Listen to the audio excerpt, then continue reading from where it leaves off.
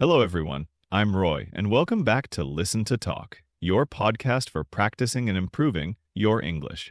And I'm Luna. It's great to be back with you all. It is, Luna.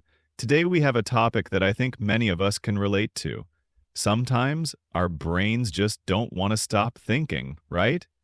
Absolutely, Roy. We're talking about overthinking. That feeling when your mind keeps going and going, especially about worries or problems. Exactly. It's like your brain is a computer that won't shut down. It keeps running the same program again and again. And it can be tiring. Overthinking can make you feel stressed, anxious, and sometimes it stops you from doing things. That's true. You might think so much about making a decision that you never actually make one. Or you worry so much about a small problem that it feels like a huge mountain. So today, we want to discuss what overthinking is and, more importantly, what we can try to do to stop it, or at least control it a little bit.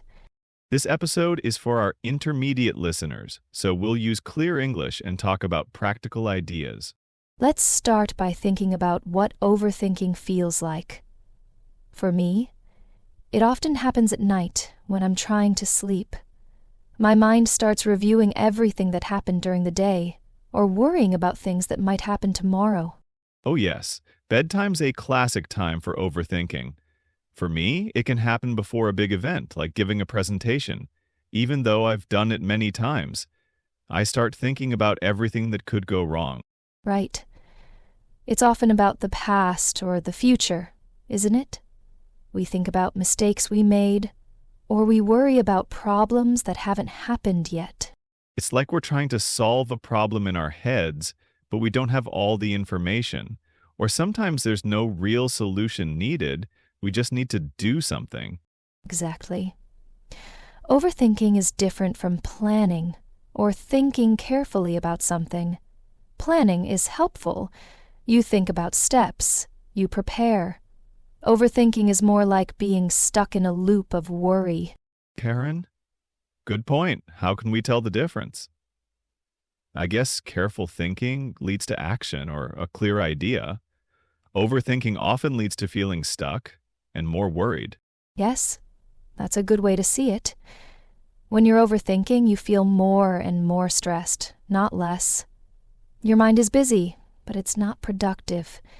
So why do we do it? Why do our brains get stuck in this loop? It's a big question. I think there are many reasons. Sometimes it's because we want to control everything. We think if we think enough, we can prevent bad things from happening. The idea that thinking equals control. But often we're thinking about things we can't control, like what someone else thinks or things that happened in the past. Yes, that's a key part of it. We focus on things outside of our control. Also, I think sometimes we are afraid of making a mistake. So we think and think and think to try and avoid any possible mistake. Fear of failure is a powerful motivator for overthinking. We imagine the worst possible outcome. And our imaginations can be very creative in a negative way when we're overthinking.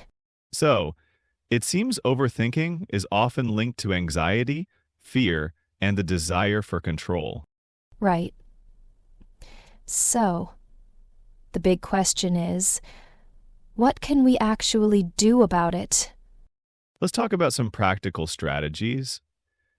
What's one thing someone can try when they notice they are overthinking? One of the first things I try to do is just notice it, to become aware that I'm doing it. Sometimes we overthink without even realizing it. That's a great first step, like saying to yourself, okay, my brain is doing that overthinking thing again. Yes. Just noticing it can sometimes slow it down a little. It's like you're stepping outside the thoughts for a moment. You're observing the thoughts, not just lost inside them. That makes sense. It's a bit like mindfulness, isn't it? Being present and aware of your thoughts without judgment. Exactly. Mindfulness practices, Even short ones can be very helpful, just sitting quietly for a few minutes, focusing on your breath and letting thoughts come and go without holding on to them. That sounds like a good exercise. It's not about stopping the thoughts completely, which is almost impossible, but about changing your relationship with them. Yes, precisely. You learn that a thought is just a thought. It's not always the truth, and you don't have to react to every single one. Okay, so step one is awareness. What's another strategy? Another helpful thing is to try and focus on the present moment. Overthinking is often about the past or the future. If you can bring your attention back to what is happening now, it can help.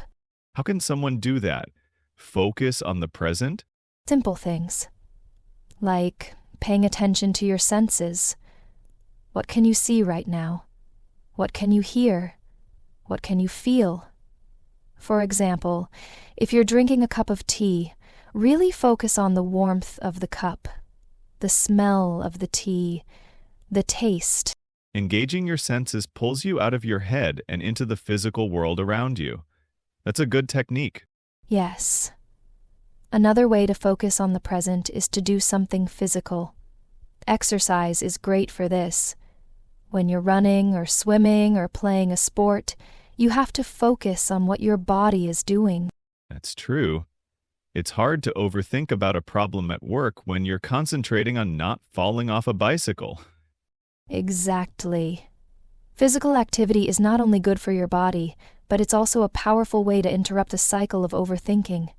Even a short walk can help. So we have awareness, focusing on the present, and physical activity. What else? Sometimes.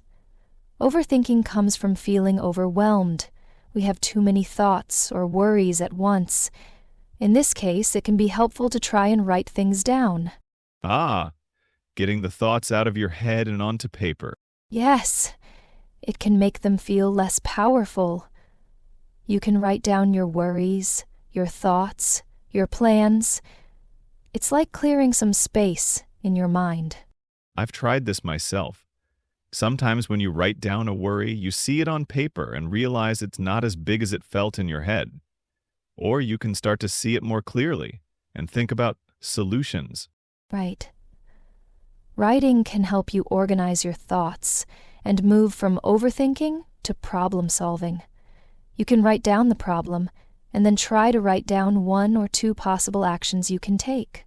That's a good way to turn the energy of overthinking into something positive. Action. Yes. Because often, overthinking is thinking without action.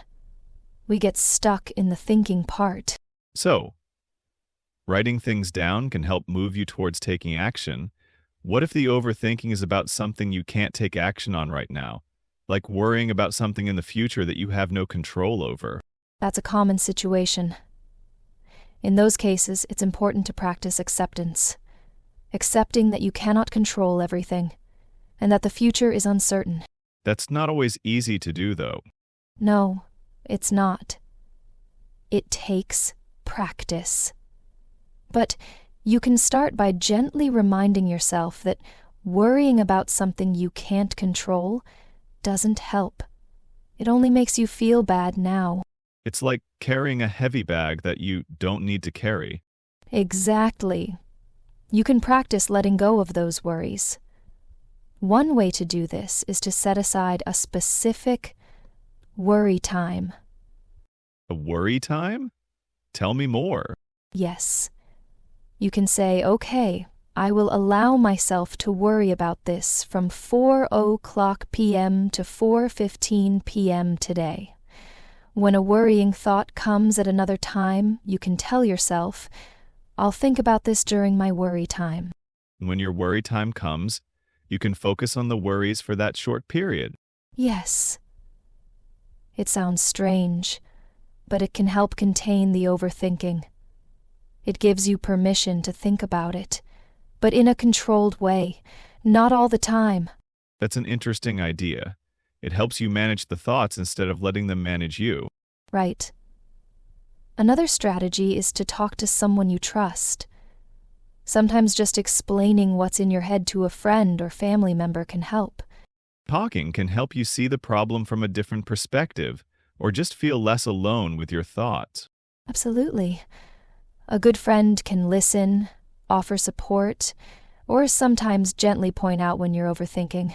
And if the overthinking is really causing a lot of problems in your life, like affecting your sleep or your ability to work, it might be helpful to talk to a professional, like a therapist or counselor. That's a very important point, Roy. Sometimes overthinking is connected to other things, like anxiety or stress, and a professional can provide tools and support. There is no shame in seeking help. Definitely not. Mental health is just as important as physical health. It's also important to be kind to yourself. Don't get angry at yourself for overthinking. It's something many people do. That's a great point, Roy. Self-compassion is important. Just notice it, try one of the strategies, and don't judge yourself. So, for our listeners who are trying to improve their English, how can thinking about overthinking help with language learning? That's a good question. I think sometimes learners can overthink about making mistakes. They worry too much about saying something incorrectly, and this stops them from speaking. Oh yes, that's a very common type of overthinking in language learning. You think so much about grammar and vocabulary that you freeze and can't speak. Right. So, the same strategies can apply. Be aware that you're overthinking about making mistakes. Focus on the present moment of communication. Just try to get your message across. Don't overthink every grammar rule while you're speaking. It's okay to make mistakes. Mistakes are a normal part of learning. Absolutely. Instead of overthinking about a possible mistake, focus on practicing. Do some physical activity before you practice speaking if it helps you relax. Write down new vocabulary or grammar points to help you remember them later. But don't overthink them during a conversation. And definitely talk to other learners or a teacher. They understand. Yes. So, the same principles of managing overthinking can help you feel more confident and relaxed when practicing English. That's a great connection, Luna. It shows how managing our minds can help us in many areas of life, including learning a new language. So, we encourage our listeners to think about their own experiences with overthinking. When does it happen for you? What does it feel like? And have you tried any of these strategies, or do you have other things that help you? We'd love to hear your thoughts.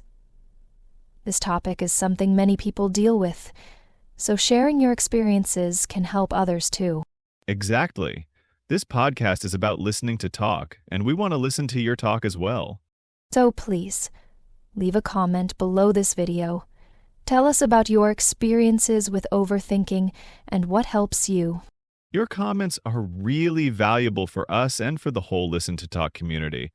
And if you found this episode helpful, please give it a like and subscribe to our channel, if you haven't already. Subscribing helps us reach more learners and continue making these episodes for you. We really appreciate your support. Thank you for listening to us today. We hope this discussion gives you some ideas and tools to manage overthinking. Remember, you're not alone with this, and there are things you can do. Keep practicing your English, keep listening, and keep talking. And try not to overthink it too much. Good advice. Thanks for joining us, everyone. We'll be back soon with another episode of Listen to Talk. Goodbye. Bye for now.